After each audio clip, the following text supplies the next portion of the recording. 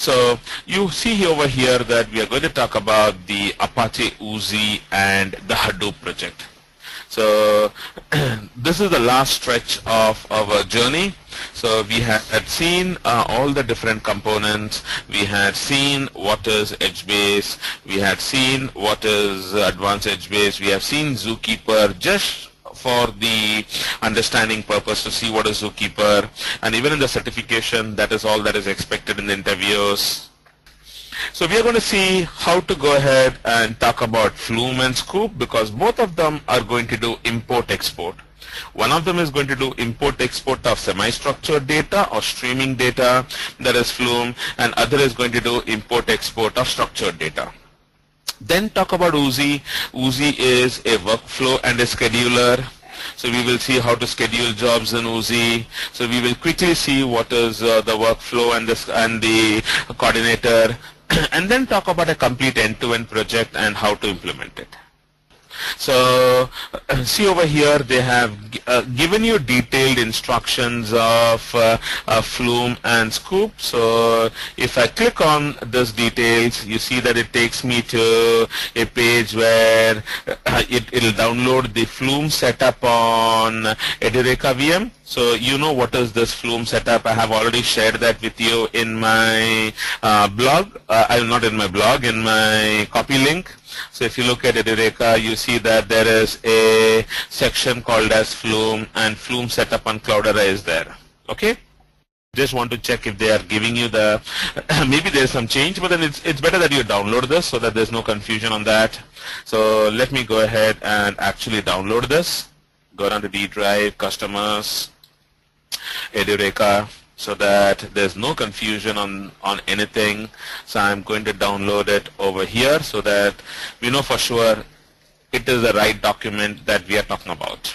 Then you have got Sqoop installation, and by the way, both Flume and Sqoop is already installed. I'll be giving you a quick understanding of how to work with it. So there it is, MySQL to this. Let me quickly start that download too. So let me go ahead and open that document for you. So if I go down over here, you see Flume setup on Edureka VM. Let's scroll down. So you will have to download Flume. Please remember, this is already installed. So as you can see it in the note over here, both Flume and Sqoop is already installed in the Edureka VM. So you can actually go ahead and try that. Okay, you can do a ls and check if the Flume jar file is present or not. Then you can create the Flume directory. You can copy the Flume tar file. So a couple of steps are already been given, but then you don't have to do that. It is already there. Please download a vanilla CentOS or a Ubuntu VM. Start from extracting Hadoop, and the instructions for that is already there for you. So if you look over here, I have already shared that instructions with you. So there is Hadoop 2.0 single node cluster installation. So that information is already available over here.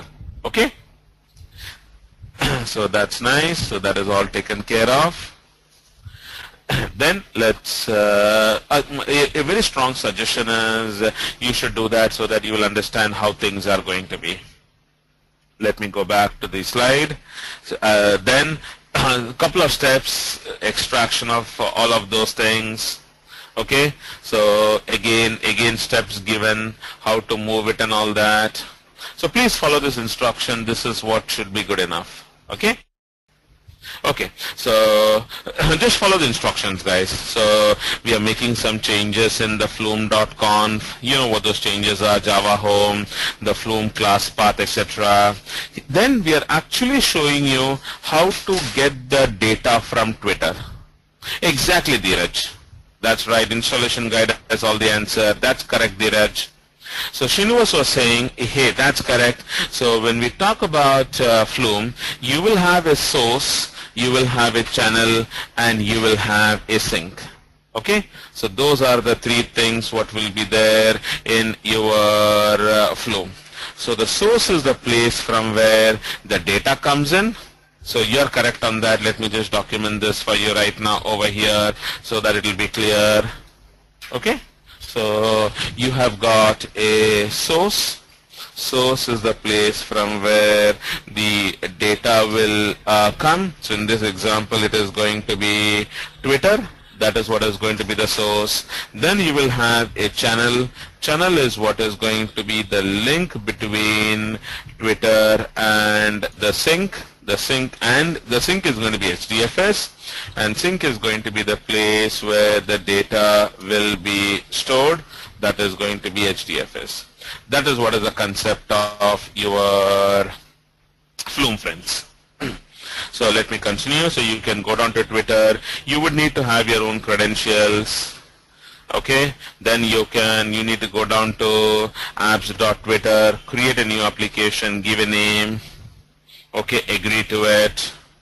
Simple. Once you do that, there will be a key that will be given to you. That is the consumer key and the consumer secret. This key needs to be available by Flume to go ahead with it. Srinivas was saying, can you please name few that is not used in the tech market other than Twitter? Hey Srinivas, any streaming things. So what we have done is we have actually connected to an XML file. So we have got data that comes in from another source. Okay, so we like for example, this is the demo that we had given to UHG, that is United Health Group.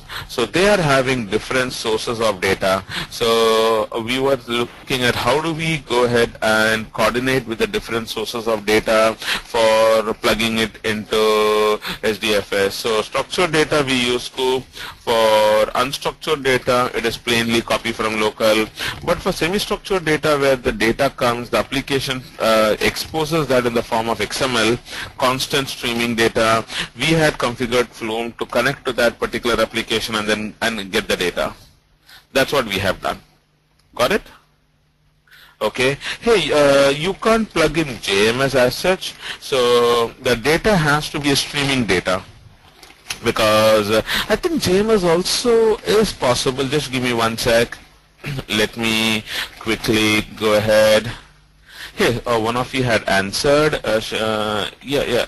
Okay, so it should work out. So let me quickly go ahead and talk to my big brother, that is Google. Okay, and talk to him and see Flume with JMS. Sorry, it should be JMS. So there we go. So can Flume act as a JMS consumer? Yeah, it is possible. Let's look at, yeah, there is Flume JMS source. So there is a, see, let's look at this article, let's look at this question and then see if you have got a ready-made answer for it. Let me go down. Yeah, there it is. He has done using ActiveMQ. This is the link that you will have to look out for, Srinivas. Okay, so Srinivas was saying we try to get the X12 messages onto this JMS server every second. I try to Flume. Yeah, it should work. Try this out. So let me minimize this and let me continue with the Flume setup. And then follow get the access token and make the changes in a flume.conf of these changes. See over here, along with the consumer key and the consumer secret, you will have to give the access token and the access ticket key. And this flume.conf is what I have already shared with you in your download link. So if you look at your Flume, you will see that the flume.conf is already there. Let me just edit that flume.conf and show that to you so that you know that these values are already set up. See over here, we have got the value as something else. Okay, you will have to replace this value with whatever is your Twitter details. So that you can do that. You can actually post something on Twitter and you'll see that it is coming to your HDFS. Okay, and then that's it. So then after you set up everything, you can just go ahead and start the Flume agent, and you would see wait for 20-30 seconds and let Flume stream the data onto HDFS. After that, press Ctrl+C and stop the streaming. Since you stop the process, you might get some exceptions, but then that is okay. And then you can go down to your HDFS Okay, and you would see inside your user Flume directory there will be a tweets directory, and you would see how the data has come. So this is a complete example of how you can play around with your Twitter details using Flume Friend. Okay, let me open up the MySQL to HDFS using Sqoop. So the purpose of this exercise is, that's right, Praveen. Mallikarjun was saying, Flume, is it something like a crawler? Don't think of it like a crawler. Consider, okay, you can think of it like a crawler. It will look at the source and see if some data is coming. It will push it across to the sink. That's it. It's a kind of a crawler. You can take it like a crawler. That's right, Praveen. So the document that we have shared, it will be helpful. So this document is already available for you for download. Okay, but I just downloaded it and kept it easy so that you'll find it easy in your implementations, Praveen. So this document talks about MySQL to HDFS. So we are talking about how to install MySQL. Okay, go ahead and do that. And once your MySQL is installed, you can go ahead and see how to enter the password, etc. You'll come down to the MySQL command prompt. You know Hive, right? So Hive is exactly like MySQL. We have created a database called as Edureka. Okay, and you say use Edureka so that you can change the database. Create a table called as employee with some details. You are inserting some values into the employee table. Okay, and then you're selecting some rows from employee. All simple. That's the reason why I'm scrolling up fast. This is all pure RDBMS. Now you will have to download the MySQL connector. The MySQL connector is needed because Sqoop would need this connector because it's a JDBC ODBC driver, right? So now you can open up the Edureka VM and move the MySQL connector to the lib directory of your Sqoop. Okay, then you can go ahead and get the details. So you can check what is the ifconfig, etc. This is just giving you detailed instructions. Ensure that you give all the privileges by executing this command. Okay, so that it'll work comfortably. So import the table employee present to HDFS by giving the details. So this is what you're going to do. When you say Sqoop import, it will ask you for the details, connection string details, the table name, the username, the password. -p will mean that you will have to enter the password at runtime, and what is the target directory. The target directory means the place where the output will be stored. So what is Sqoop? Sqoop is primarily an import-export tool. So you will actually move the data from your HDFS onto your RDBMS. That is export, and import would mean moving the data from RDBMS and moving into HDFS. And M over here stands for the number of mappers that you want. By default, Sqoop will use 4 mappers. Okay, so -M1 will give you the details of it. I have given all of these instructions in the Edureka VM again. So if you look at Sqoop, you can actually see my hands-on also. So this material that is given by Edureka is also very good. You can have a look at that from Windows, how you're connecting it. And what I had shown you is how to connect it from, by default, your Ubuntu would have a MySQL, right? So I'm showing you how to do that. So look at those things. These things are available for you. So just go ahead and read those things. So then if I scroll down, you will see how to enter the password, and there it is. You will see how it will transfer the number of records across to your HDFS. And then if you go down to the browse the file system, and if you look at the details, you would see that there is a folder that is already created, and in that particular folder, in the part file, you will see the value coming. Okay? So this is the way how you're going to use Sqoop, wherein your MySQL is there on your Windows system, and the document what I have that would work with MySQL on your Linux also. So please remember there are different phases of Hadoop implementation. The first phase of implementation is called as exploratory phase. Explore. Then you have got second phase called as refinery phase, and third phase is typically called as explore enrich phase. Okay, so in the first phase of implementation, in the exploratory phase, we will focus only on the Hadoop parallel processing capabilities. The data will be moved to your data lake, and processing will be done there, and we will not touch the BI and the reporting layer. Okay, so this is what we do typically in the first phase of implementation, that goes on anywhere from 9 to 12 months.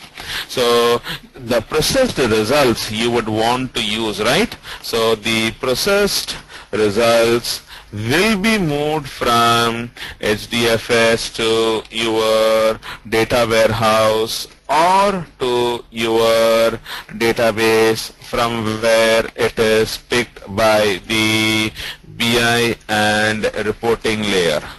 Okay, so in the first phase, Manish, I would need Sqoop to move the data from HDFS back to your data warehouse or RDBMS. In the refinery phase, you will have the that means you are going to use it, take Hadoop to the next level. You will have the BI and the reporting layer also talk to the data lake. Okay, via JDBC, ODBC, JDBC, ODBC layer. Okay, that means using your HIVE, etc. In the enrichment phase, you will go to the next level, wherein the Hadoop analysis will be shared in real-time nature. That is where you talk about HBase and other low latency tools. So these are the three phases of implementation, and this is the way how it is. Fantastic. Thank you. That is the phase of implementation. Typically you will have 9 to 12 months of working around with it. Refinery layer, you will typically have anywhere between 12 to 18 months of implementation, and then you will go ahead with the actual. This is what is the typical benchmark of implementation life cycle. So see over here, pig, how to control the number of mappers, how to allocate a specific number of mappers to pig. So there we go. So see over here, you can do that, of course, at runtime. Of course, Mapreduce jobs, that is one way. No, that is not the right answer. There's another way how you can do that. So there it is. How do I set an number level for a pig script? There we go. Let me just see if there is a ready-made answer to this. Okay. Disable the original split, blah blah blah. Try doing it, friend. I don't see a ready-made answer for this. Let me see if this is the latest question. Let me scroll down. He's giving some answers. That's nice. By default, the number of mappers are selected because it is a block size. So see over here, split contains blah blah blah. Okay, okay. So have a look at this one, and then if you still have something, you can be in touch with me. We can take it offline via an email also. Okay, Srinivas, let me go ahead and share this with you. Cool. Okay, he's already read this. Fantastic. No, but then it is possible. Look at the Programming Pig book. There is a way, because I've done it myself. That's the reason I was so sure. Let me minimize this. So we have gone through a big quick round of what things are. So as you know that I explained the concepts, and I would want you to actually try those things. So guys, today please try the Sqoop and the Flume examples, and if you have any questions I can answer that tomorrow, but then I would want you to actually try it out. Okay, so that you understand the things, because it is just following the necessary documentation. Cool. So now let's start with Oozie. So what is Oozie? Oozie is a workflow coordination system that is used for Hadoop jobs. So primarily the purpose of Oozie is, if you look at the here guys, in case if somebody wants to look at how does Oozie look like, so let me quickly go ahead and show you the Oozie images. So that would make it very clear to you. There is one image that is very popular, this particular image, which will make the things very clear for you. Just give me one sec. There we go. So by looking at this diagram, things are very clear, right friends? So there is a start step, there is a Mapreduce step, then you fork it. It'll either take, it will definitely take you to the Mapreduce streaming and to the pig phase. Then once both of them are finished, it will go to the join. You can take a decision if you want to do more Mapreduce jobs, or else you can do a Java job, file system, and then there's an end. So this whole thing is what is called as a workflow, and we can even schedule this. Okay friends? So this is what is the concept of a workflow. So what is Oozie? Oozie is a workflow coordination system that can be used to manage your Hadoop jobs. Oozie by default will have a server, that's a web application that runs in a Java servlet container. Okay, by default it uses Tomcat. So when you start with Oozie in your normal environment, you will see that it will have the web page from where you can actually see how Oozie works. Okay, so this server supports reading and executing a workflow, the coordinators and bundles. So there are some terms that you will see over here. Workflow, that is nothing but a sequence of steps for achieving one functionality. There are coordinators wherein you can have multiple workflows, and something called as bundles, which will put a set of things together. Let me go ahead. So here it comes. So these are the functional components of Oozie. Okay, so now coming back to this. So if you look at Oozie, Oozie has got a component called as a workflow, which provides support for defining and executing a sequence of jobs. Okay, so that is the reason why Srinivas was saying that, hey, workflow looks like talent. Yes, it is there, and here we will use an XML file to specify the workflow. Then you will have a coordinator which provides support for execution of those workflows based on time and data availability. So remember, this is like a scheduler. So in case if you want to schedule things, that is where you will use Oozie. And finally, you will have bundles, which allows you to package multiple coordinators and workflows and making the and managing the life cycle of those jobs. So there are three functional components what we have in Oozie. So if you look at the features of Oozie, it is used to execute workflows in Hadoop. You can schedule the data of your workflows. You can have execution of your data based on data availability.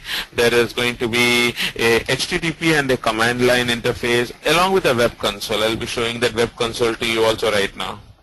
And you can see that this has been developed by Yahoo. So if you want to know more about Oozie, there is a fantastic guy, Mohammed Islam, who is one of the committers in Yahoo. So if you go down to youtube.com, you should listen to Mohammed Islam's video.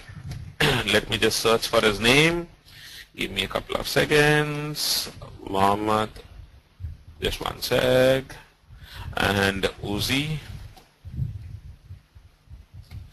I'm sure I should get something. No, is it Muhammad Islam or suddenly? Let me just search for Apache Oozie. I think I'm getting confused with the names. Give me one sec. Apache Muhammad. Yeah, there I was right. MOHD was wrong. So my name, I was right. So this is that guy, Muhammad Islam. So how to schedule the workflows. Okay, there is a complete 18, my god, there's an 89 videos on Oozie and Apache workloads. So again, Mohammed Islam is talking to you about gateway to the Hadoop ecosystem, about Oozie evolution. There is a scalable workflow scheduling system for Hadoop part 2. Okay, have a look at this Oozie. My God, 149 videos. I don't know what is there inside that.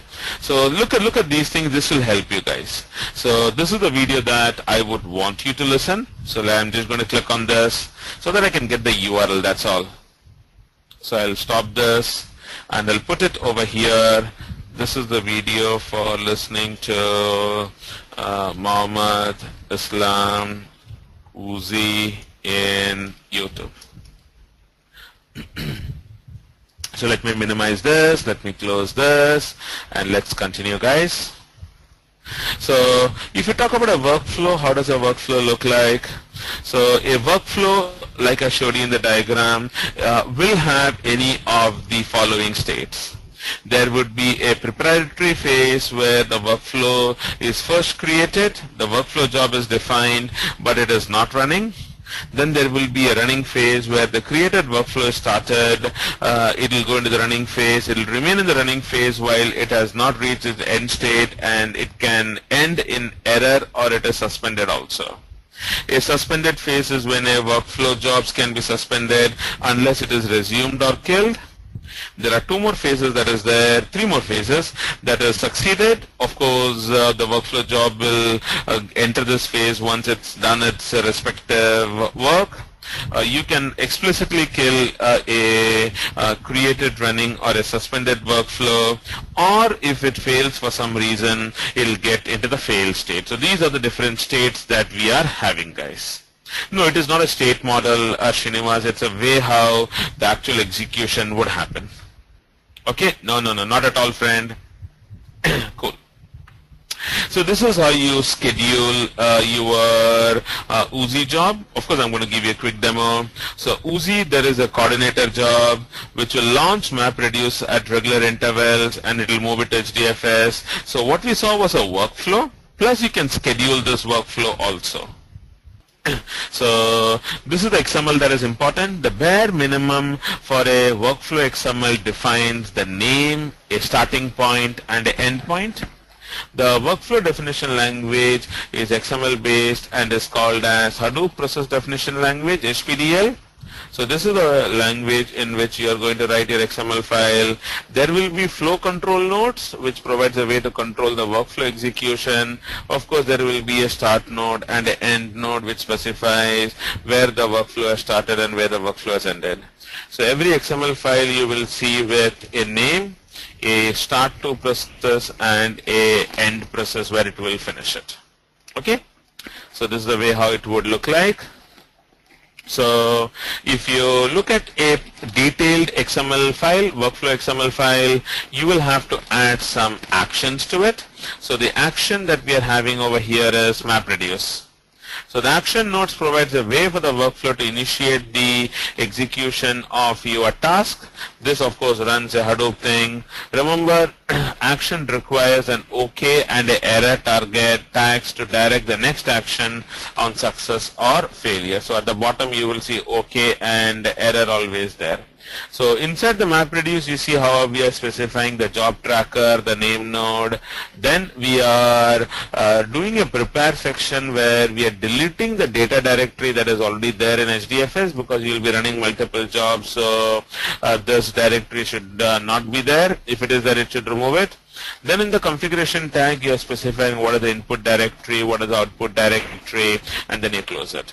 So whatever you wrote in your driver code till now, so those things are what you are going to write it into the XML file over here. So whatever is done in the driver code would be put over here, guys. Because you will have a mapper class, a reducer class, and the Oozie will control the driver part of it. Cool. Hey, you would need a folder structure. You would need the jar file which will contain your mapper and the reducer also. That is of course needed always. Okay? Fantastic. Let me go ahead. So see over here, there will be a job.properties file provided which will provide a place where the job arguments can be specified if you have any. All of the properties specified will be available in the job execution context and can be used in the job. So you can see over here how I specified the name node and the job tracker. Okay, and then I'm specifying the workflow path where it will be there inside my HDFS. So there should be a folder called as word count test, and inside the word count test there will be a lib directory which will contain all the jar files. Of course, we are going to see it in an XML. That's correct, Srinivas. We specify all of these things in the XML file. So there we go. So here, before I explain this, see over here. So the workflow application path is going to be name node so and so. So let's go back and see what Annie is asking. The data file Krishna is on HDFS, but then the local execution is on the client, right? So that is what we are asking over here. The job.properties, the way how you trigger the code, okay, where that needs to be. So that is the reason why it has to be on the client. You'll actually see this in the demo what I'm going to give you very soon. Okay? So it has to be on the client so that you will actually get the details of it. So let me give you a quick demo of the Oozie workflow. So step number 1, we are going to create a directory called as word count test. We will write the application and create the jar file, move this jar file in the word count test directory. There will be a job.properties file and a workflow.xml file inside the word count directory test. And then you will move the whole thing to your HDFS, and this is the way how you will be running it locally. Please remember, job.properties should be there in the local path. So let me actually give you a demo of it. So let me go down to my Edureka VM, log in. Let me close this window. Let me give my password. Okay. Come on, come on, come on, come on, come on. It is getting loaded. Couple of seconds. And once it's loaded, we would actually see that. So if you look at your LMS, in the LMS directory what I have, what we already have, you will see a folder called as Oozie, in which you will see a folder called as word count test.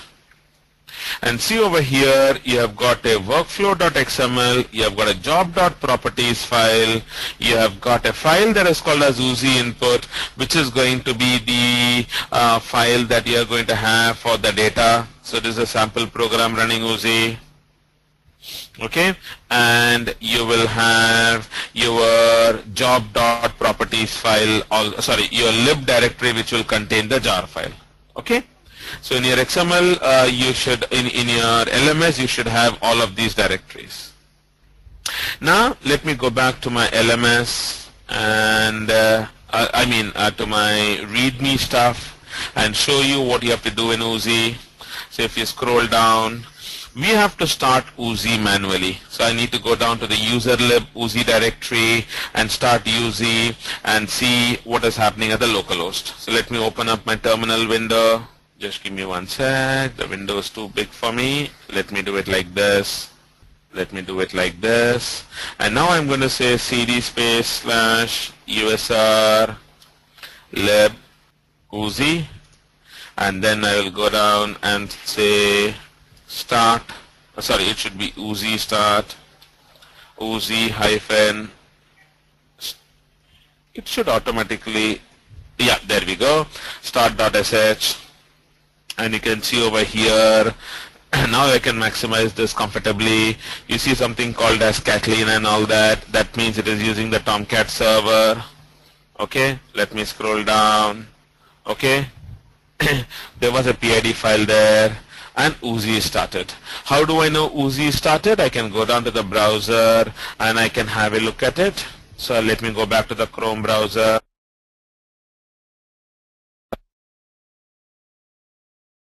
Within the VM, couple of seconds, let the browser come up. Okay, there we go, it is starting up. Just one sec. And there we go. And the Oozie web console is already there as one of the favorites. So I click on this and it should show me the Oozie page. Okay, so there we go. In case if you are wanting to set up Oozie explicitly, So if you go down to my page, you will see a page. Where is my Oozie? Sqoop is there, advanced edge base is there. Okay, let me put that also. I have got a step of, here, there it is, running job on Oozie. There it is. I thought it was there. I was surprised it was not there. So there it is, running job on Oozie. In case if you're trying to do it from scratch, this document is already there, how you can set it up. Okay, friends? So now I have got this workflow job, coordinator job, everything available over here, guys. So now what should we do? I should go ahead and run the actual file. So let me go back to the LMS and let me minimize it.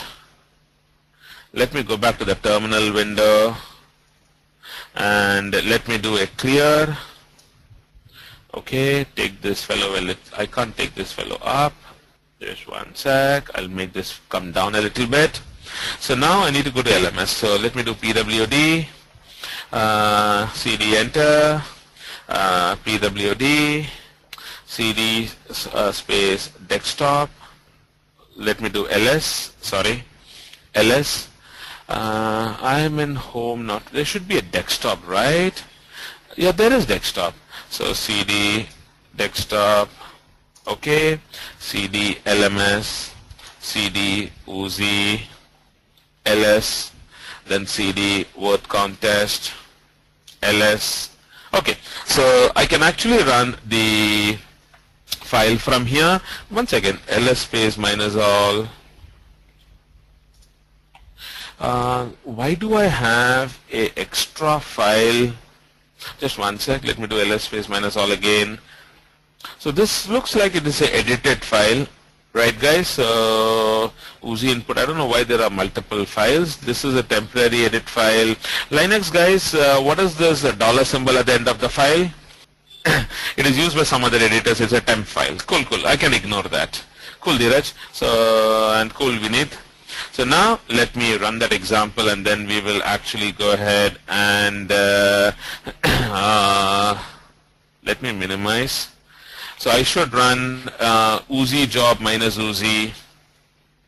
I'm going to say Oozie job minus Oozie, and I will have to say the HTTP colon slash slash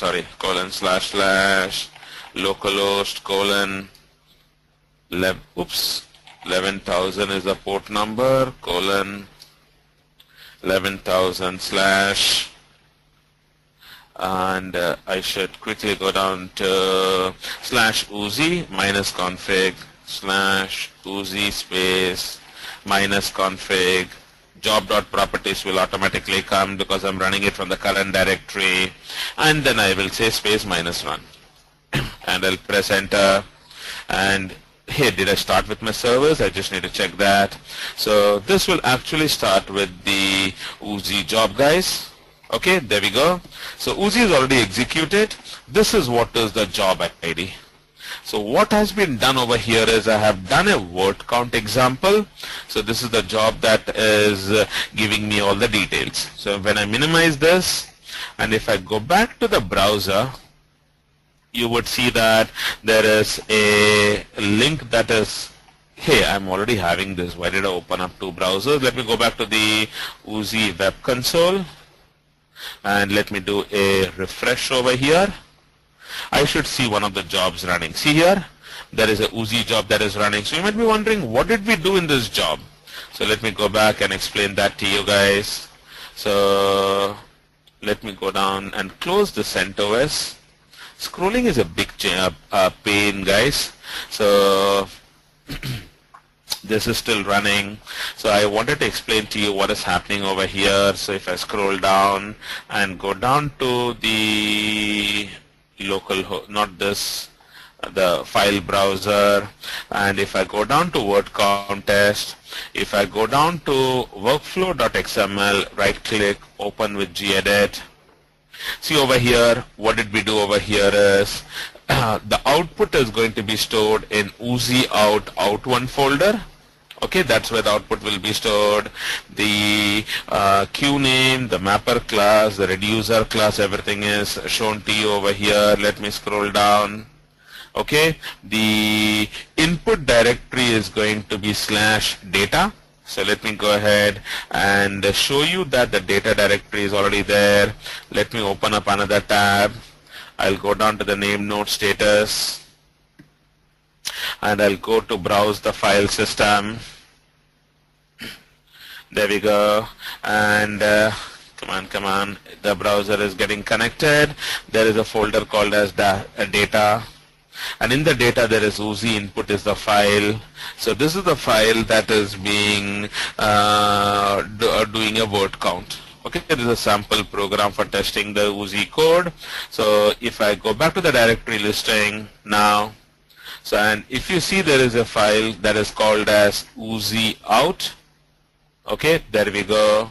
And if you look at the Oozie out, there will be an out1 directory. Look at the time. This is what is the time that we have. And if I look at this out directory, hey, it is still running. Man, it's taking some time. Let me go back. Let me do a refresh. Okay. So need to check why is it taking so much time, but then it's still running. Let it finish, and after that the folder will come. Why was I so sure? Because it was showing a temporary over here, and there would be a directory where in the jobs nothing will be shown to you because the job is still running, guys. Okay. So this is the way how you will be scheduling a job file then. Okay. Yep. So let me open up the job file for you and show it to you. So there we once again, let me minimize this. Let me go back to the XML file, and this is what is the input and the output directory. Let me scroll down a little bit more, and this is the place where the output was shown. Okay, so this is like a driver code. Now if I open up my file that is called as your job.properties file, let me open up the job.properties file, and you would see here that it has given the details of what is the name node, the job tracker, the queue name, and of course specifying to you what is the workflow application path. So this is the way how you will actually be setting the details. So there will, this file is what is called at the time when you are running the application. Exactly, Srinivas. One job would have one workflow XML file. Remember, the workflow XML file is like a driver. Okay, guys? Cool. So now if you go back to the browser, I should typically see, let me click on go again. Here, there we go. The job is finished, and you will see the part file coming, and you would see the output. Okay, it is sorted in a lexicographic fashion. So what did we see today? We started with what is Zookeeper. Then I showed you the document that you can use, explained to you what is Flume and what is Sqoop. Both are import-export of data, structured data and semi-structured data from any data source to HDFS. Then we moved on to our Oozie, and I showed you how to do with the workflow. And let's continue. The next aspect that we have is something called as a coordinator. So we have seen earlier a workflow is an individual workflow, and the workflow that we used over here is a word count example. In case if you want to do a coordinated workflow, that means if you wanted to schedule something, you will have to use the coordinator component of your Oozie.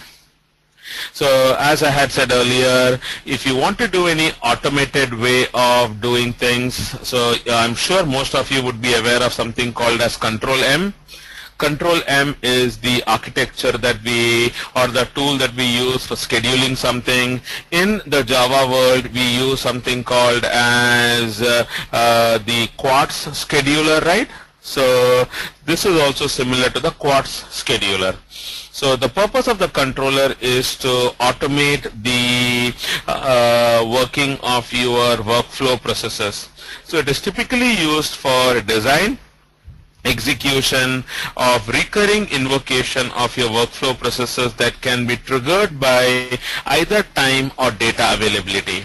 So that means you can do something continuous at a specific interval, that is a time way of working with it, a time bound way of working with it, or you can do it in the form of I would want to do it at a particular time, but if the data is not available, I can go ahead with it. Hey, that's right, something like a cron job. Very similar. So I wanted to schedule something, but I also wanted to check if the data is available. Then only I want the job to do. So like an if condition, an additional if condition on the job. Cool. So that is what is the purpose of the coordinator. So see over here, we will start the coordinator with schedule the word count example for every 30 minutes. In case if you want to do it in that particular fashion, this is the way how you can do it. You can also parameterize different variables that we have, and those variables should be specified in your properties file in the coordinator definition. So what you see over here is when we submit a coordinator job, the values for the parameters must be provided as input. A parameter is typically a key value pair that can be written in a additional properties file called as coordinator.properties file. So you can see over here, if I wanted the word count to be done every 60 minutes, so you see here frequency, I'm parameterizing it as frequency variable, which is 60 minutes. The start time I want it to happen at a particular point of time. The end time I want to happen at a particular point of time. And what should I do? I should have this application that will be triggered automatically. So the workflow path is nothing but this particular time-based application. Okay, so and where do we use for the location of the Oozie coordinator application path? This is the place where your path would be. So this is what is your coordinator.properties file, and this is what is your workflow.xml. So the workflow.xml will have a workflow tag in your workflow, and in a coordinator it will have a coordinator tag. So if you want to see more on that, let me quickly go down to the LMS, go down to Edureka, and let me go down to the folder that we have. So if I go down to Oozie, we have got word count test coordinator. So if you open up your coordinator.xml file, see over here how you can specify your workflow, whatever we have seen earlier. Then let me open up your other file that is called as the XML file, workflow.xml. That will have the same details. Okay, so nothing new from what we had already done earlier. And if you look at your coordinator.properties file, that is a file wherein you will have all the values. Remember I showed you that you should have one file called as coordinator.properties having all the values, and then of course there will be a lib directory. So you can actually go ahead and try this, wherein it will be only a difference. What you'll have to do is in coordinator.properties, ensure that you give an appropriate start time and end time. Okay, as per whatever is the time when you wanted to actually try this out. Hey, there is no job.properties file, so it is actually coordinator.properties file, because let me go back and show you what all things are there. People are getting confused. So there is something called as the properties file was there for the earlier one. So see over here in word count test, there was an XML file and there was job.properties file. In a coordinator, there will be a workflow.xml, coordinator.xml, and coordinator.properties file. Make sense, guys? So there should be no confusion, folks. Hey, only one of the properties or XML will be used, or both in the case of coordinator. In the case of coordinator, the triggering point will be coordinator.xml. Internally, that will look at the properties details, the parameterized details from coordinator.properties, and any XML file will be the workflow.xml file. Because a coordinator would have something that should actually run, right? That will be there in that XML file. So both are needed. That's correct. Hey, end time is because I wanted to have either the number of occurrences, frequency, or at a particular end time. So now, if you look at a life cycle of a coordinator, okay, you will typically it will have a start step, there would be an action step, and the action would actually call the workflow. So you can have multiple actions and you can have multiple workflows in one coordinator job. So this is what would be the typical life cycle of a coordinator job. So remember I said there are various use cases for coordinator. So one of the use cases can be time triggers, like what one of you asked me, like in our example frequency. So if you want to execute your workflow every 15 minutes like a cron job, you can even do that. So see over here, there would be the frequency. So that will be in whatever is the value that you said, 15 minutes. So every 15 minutes, this particular coordinator would happen. It will call a particular action, and that action will actually go ahead and do this particular stuff, whatever is being mentioned over here, whatever is the app path. So every 15 minutes something has to happen, right? What has to happen would be mentioned in the XML file. Then second use case would be, I have got the time, but I want it to be done every 1 hour, but then every 1 hour I don't know exactly whether the job, whether the input data would be ready or not, and if it is not ready, I don't want to unnecessarily start the job and waste it. So I would want it to be done only when the input data is ready. So the time trigger is every 1 hour. But then the data trigger also looks at whether the file is available or not. If it is not available, then it will not work. If it is available, then it will work. So that is what is the use case. Let's look at the way how the XML file would be. So this is your coordinator app. The new thing other than action, what you have over here is another tag that is called as dataset. Okay, so what am I doing over here is it will look at the data set and then see if that particular data set is available. Okay, then only at that particular point of time, every 1 hour, whatever has been specified, it will start the process. So there are various use cases of how to use the coordinator depending upon the complexity and the depth at which you are actually working on. Okay. So this will simply give you how to work with the coordinator example with the action and your data set. Then you might have something called as rolling window use case, where I want to access the data every 15 minutes, but I wanted it to be rolled up at every 1 hour. So whatever is the 15 minutes data that I'm looking at, it will get appended, and every 1 hour I will combine all the different data sets and create one data set, and then that might be used as an input in some other application. So this is what is typically the rolling window concept. So if you want to do the rolling window concept, you can do that also. Now, once you run the coordinator job, like your workflow job, you can check the job of the coordinator, job status, you can check the log of the coordinator, and you can check the job definition also. Okay, so all of these things are possible at the command line console level.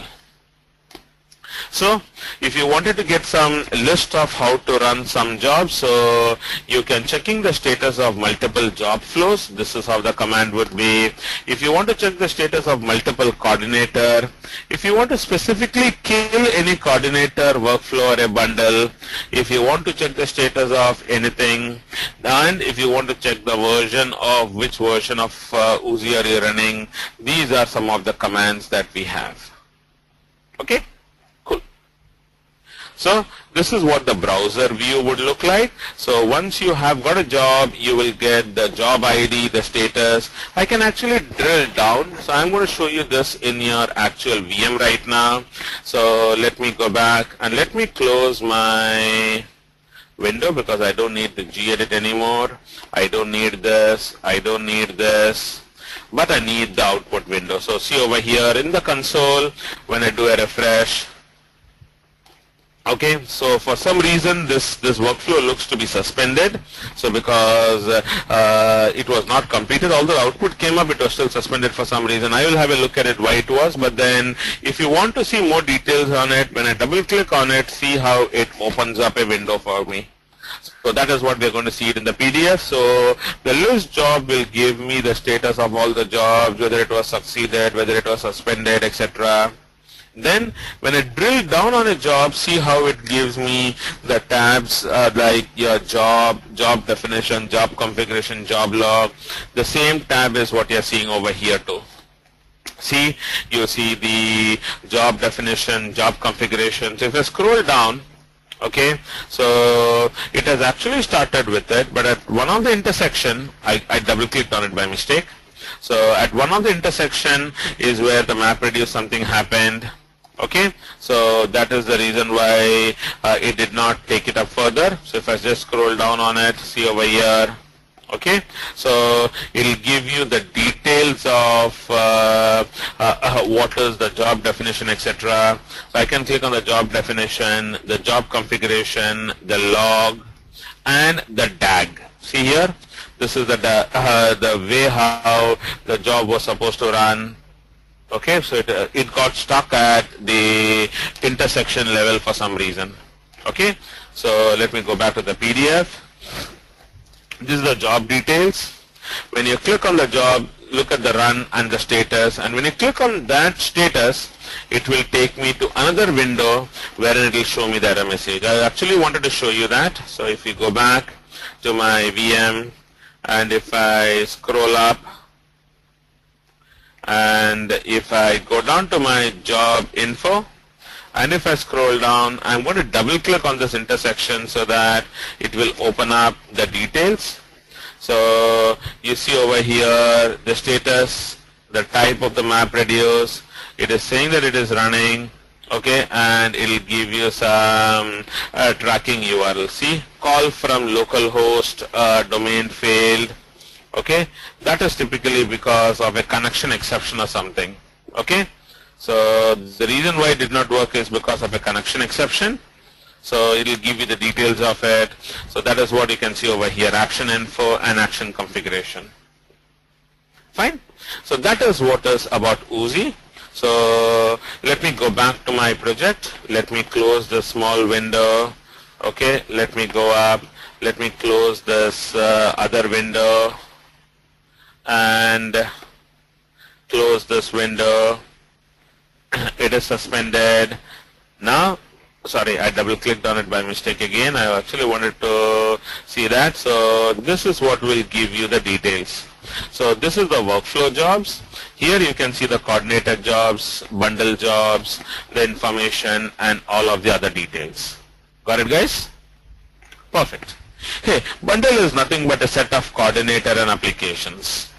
So whatever you are having, it's an XML file which will have those details. So we saw what is workflow, individual workflow. To schedule it based on data and time trigger, you will have your coordinator jobs, and you will have your bundle jobs, which is nothing but a combination of things. So Apache, Oozie, bundle.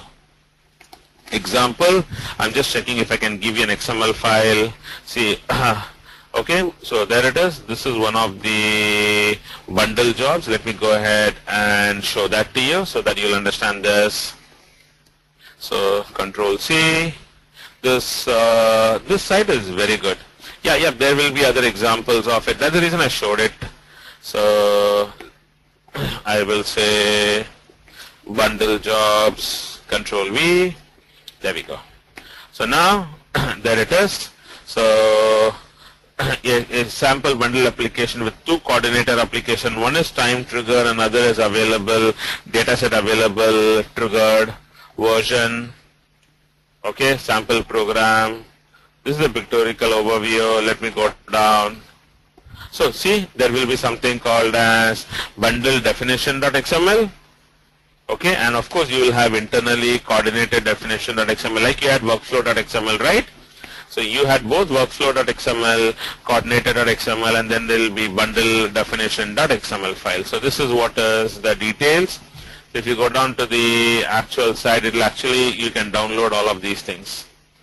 A directory structure, okay. So try around with this. Let me go ahead. This is the Oozie SMTP configuration. Let me look at the, this is the job.properties file that we are having. This is bundle job.properties. There we go. This is the XML file what we had looked at.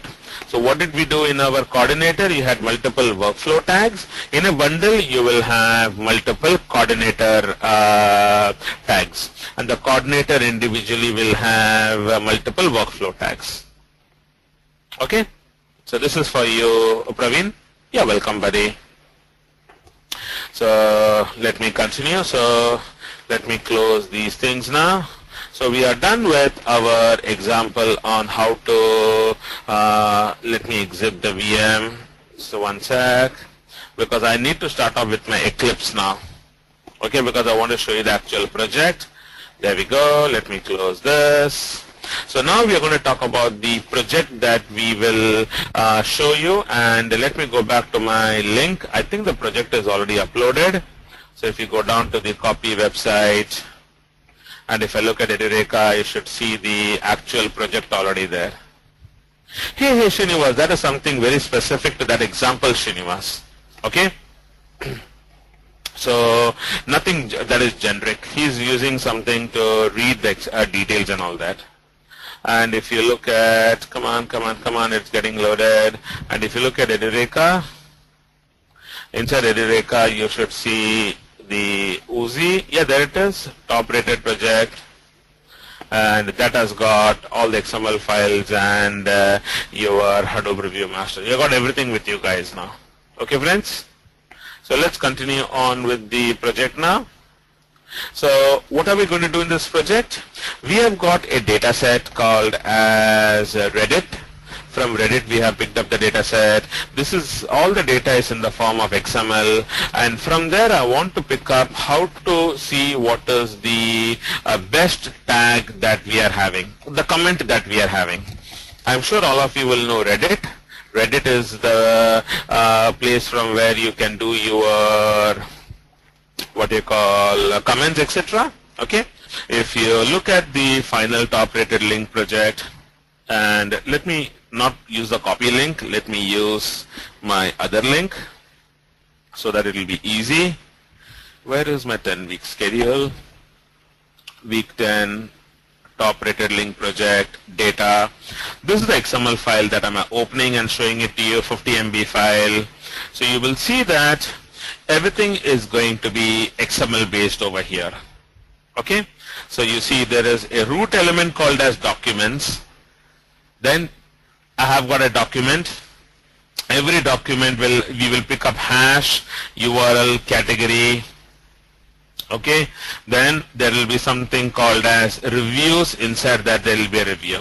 Okay, so if you look at this document, just to show you how many document is there, Control C, Control F, Control V. Let me do the line number. So 4168 was one document. This is another comment. This is the third comment, 4th, 5th, 6th, 7th, 8th, 9th, 10th. There's endless comments that is there in this XML 50 MB file. Okay, friends? So what are we doing? We are trying to look at what is the best of the different comments what we are having. And all the things are in the form of an XML. Okay? So let me click on OK this here. Let me go to the next page. So this is the type of data that we are dealing with. We are interested in picking up the hash, the URL, the category, the user count, and the review tags from every document. Every document is nothing but a individual comment. And a set of document is what make up your root element that is called as documents. Okay, friend? So only one request that I have over here is if you do Control End, you see here that there is a user tag that is here. So let me do Control F and I do up and look at document. Okay, so there are 16 lakhs 1.6 million tags are there. So since I have given you only one XML file, friend, okay, let me do this for you. Just one second. I'm actually going to go down to the copy link and make a change over there, because we need the proper matching of tags, otherwise your code will not work, right? I hope you understand it.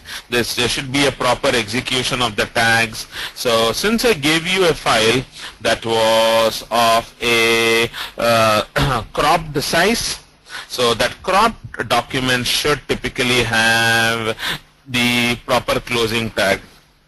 So you can see over here, I'm having actually 1.6 million tags. So if I do a Control F and document, oops, I should have said up. Yeah, there we go. So I am going to delete this document and everything till the end of it, because I'm not interested, because this document is not complete. I hope you're getting it right, friends? This document is not complete. So that's the reason why I should remove this. Give me a couple of seconds. I'm doing control down, page down. Man, this is a big document. Okay, I do delete, and then I want to close my documents so that this becomes a complete file, friend. Otherwise you will have some issues when you are actually going ahead and editing this file. Okay, the parser will give you some errors. I hope you understood. It is hung for me. Don't worry, friends. It will take some time because 50 MB file is what I'm editing. Okay, now let me continue. So I have got this XML file. So this is the data that I'm having. So how many, from one document, how many items that I want? 5 items. Hash, URL, category, user count, and review is what I want to pick. So this is the abstract flow diagram of our project. We are going to have huge raw XML files with unstructured data line reviews. You see that different document have got different number of rows. That means the review are different, etc. We will use a combination of whatever we have learned in our course, and then you will push it into your MySQL so that you can create a Java interface to search the top rated links per category. Okay. This is the detailed flow diagram. I'm going to read the XML file and I'm going to use Mapreduce to do that because I want to customize it so I can use a specific input format for that particular purpose. Then from there I will use Pig so that I can do break it up into 2 separate things. Then I will use Hive to fire my SQL queries. I will use Sqoop to push the data into my SQL, and finally I will have the value shown to me in the MySQL page. So that is what is the complete end-to-end project that is there. I'll walk you through the whole thing. You can actually run this example and test it out yourself, friends. Okay, it's a working example. So in the Mapreduce phase, what am I having? I am picking up huge raw XML files, and this is how the data is. Okay, the output what I want is, I want category, I want hash, I want URL, and I want total. So all these things are there, but I want something called as positive and negative. So that is some further processing that I'm doing it in my Mapreduce phase, because I don't know what is a positive review and a negative review right now. We will see how to do it in the Mapreduce phase. I'm going to explain that to you right now. So you know input is 5 and output is going to be 6. Okay. So first let's go ahead and explain that to you. So let me go back to my code. Wait for a couple of seconds. There we go. So let me close this. And where is my project? This is my review. Hadoop is my project. If you go down to the source, I've given you the complete 20 MB file. You can look at it. If you look at if you look at review, there will be a file called as import review.java. That is what is going to be the actual driver code. Okay. Then there is a utility file called as XML parser.java, which will parse each of the document. What is a record for me over here, guys? If you look at this data set, tell me what do you think is a record over here? Every document would be a record. That's correct. Good, Vineet, Praveen. Good, Madhu. Good. I'm connecting with all of you, friends. That's nice, friends. So every document is what is a record. Let me minimize this. So let me go back to my Eclipse. So let me open up my first. I'll show you the utility file called as XML parser.java. So what am I doing over here is I am using a document builder. Fact, I am using JAXP, Java API for XML parsing, and I am passing pushing the whole file over here to the XML parser, and I am loading the complete document into memory.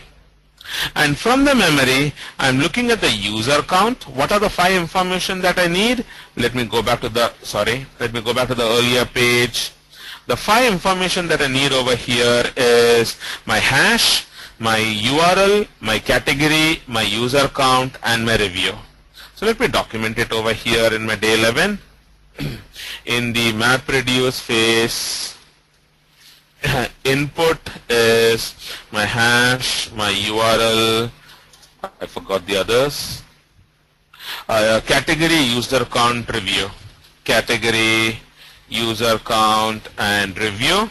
And then the output needs to be, what I want is output, I want it as of course hash, I would need the URL, I would need the category, then I would need something called as positive comment. So that's the business logic that I need. Then I need something called as a negative comment, and then I want the total number of people who has given that.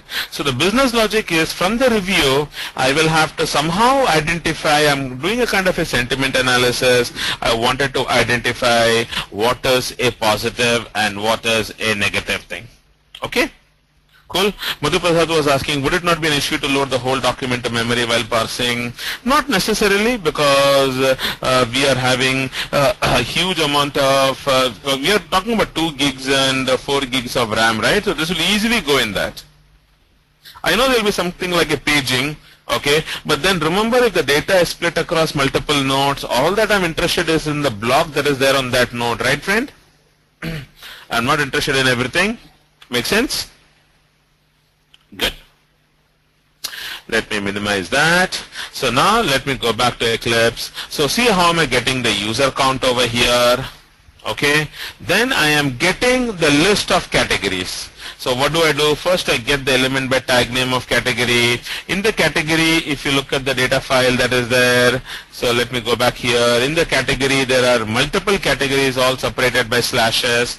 I'm interested in doing the string tokenizer based on slash, and I will add everything to the list called as categories list. So it will return me a list that has multiple category that is there in this particular file. Exactly.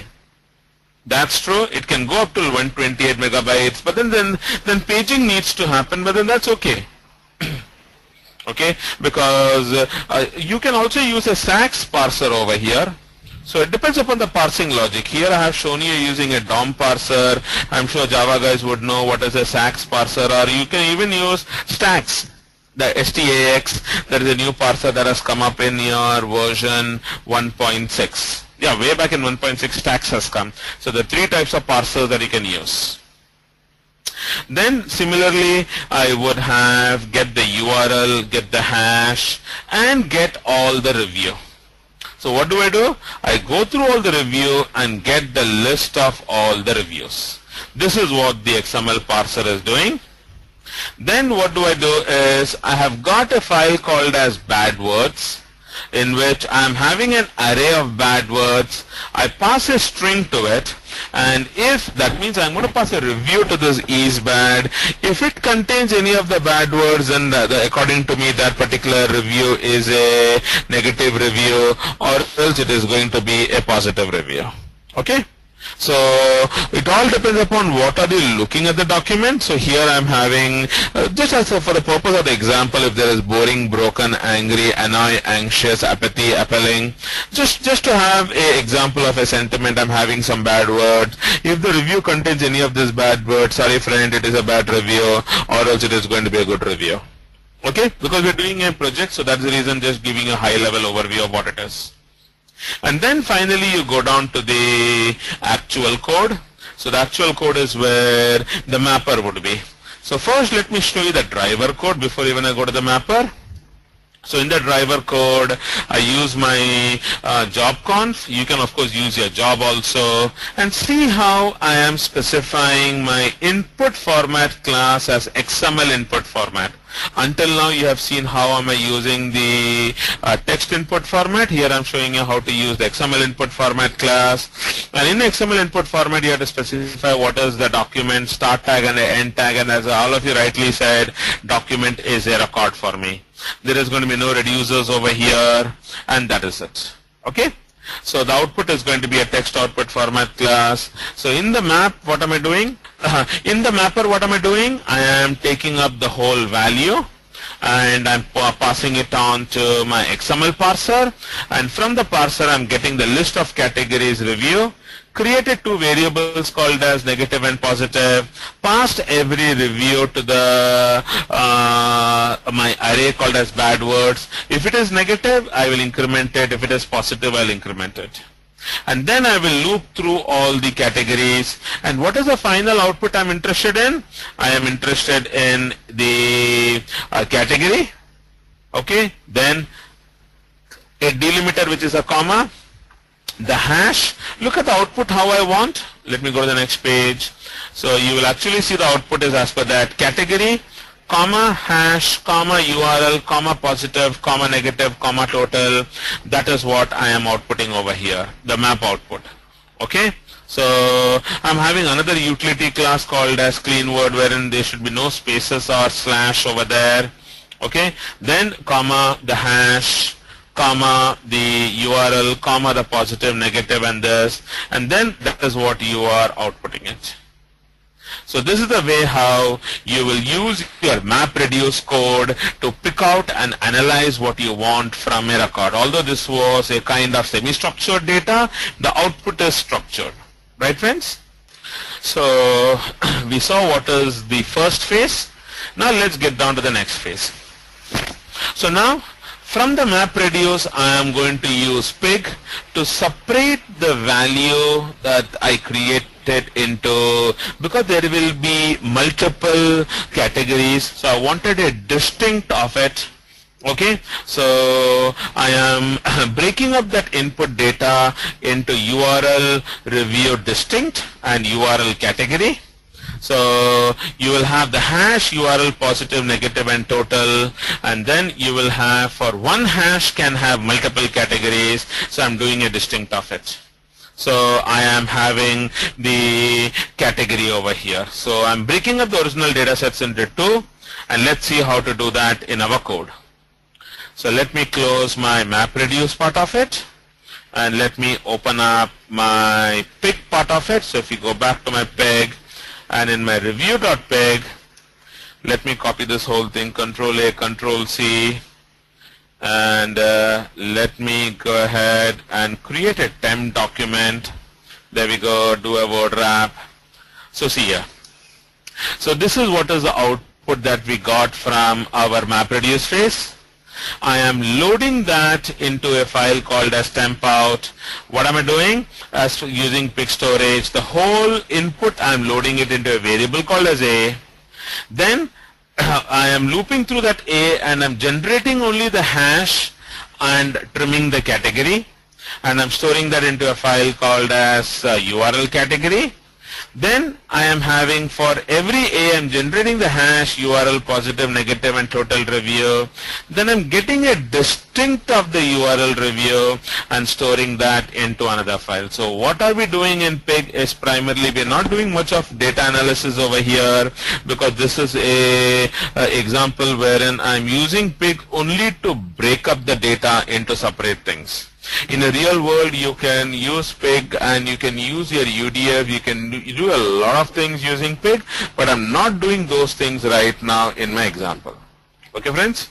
So what am I doing primarily in my example is only doing my breaking up the input data and using a Pig to push it into two things. So now, after that, let me go back to the PDF. So now we're going to go down to the Hive stage, where I will start using, I can use my SQL queries. So let me go back to the Hive part of it. So if you look at the Hive part of it, hive.ql, I have double clicked on it, Control A, Control C, Control A, Control V. So what I have done over here is I have picked up the pig part of it, you know, the UR data in which it's stored. Then I go ahead and create my Hive part of it. So now in Hive, I go ahead and create an external table. Guys, why am I using an external table instead of internal over here? So I created two tables, a table called as URL category and another table called as review string. Hey, these guys have already downloaded that also. Fantastic. Vinit had given these details. Just give me one sec. Control C, Control V. Sorry guys, I pasted by mistake whatever I had selected. So don't worry, you can ignore that. So I create an external table for URL category, URL distinct, and then I can write my SQL queries. That is the beauty of it. See over here, how am I selecting all the customers based on the category called as political. Then I'm getting all the list of customers, positive comment customers having any positive comment more than 0. And then I am writing something into a file, you know, insert override directory. Mallikarjuna, last time I had shown it to you. If you want to spool the contents of a query into a HDFS file or into a local file system, you can use the word insert override directory. I am selecting the URL category and I am joining the data on a data set which is having the number of people commenting more than 500. So the results of that would be there in a directory called as so and so, that is temp review final, and this directory will be in HDFS because I did not use the word local here. If I had used the word local here, it would have gone down to the Linux file system. Okay. So this is the way how I'll play around with my Hive and I will get the results whatever I want. And then what do? I use Sqoop to take the results from your Hive and push it on to my MySQL. Okay, so let me quickly go down to my Sqoop. So if you look at your review scope, the way you see how I'm using the connection string and getting all the values. Let me do a Control C and I will do over here Control V. So you can see over here how we are getting the complete project. The table name is review, the export directory is so and so, the username is so and so, the fields terminated by is based on some values. Okay, so what did we do in this complete end-to-end project?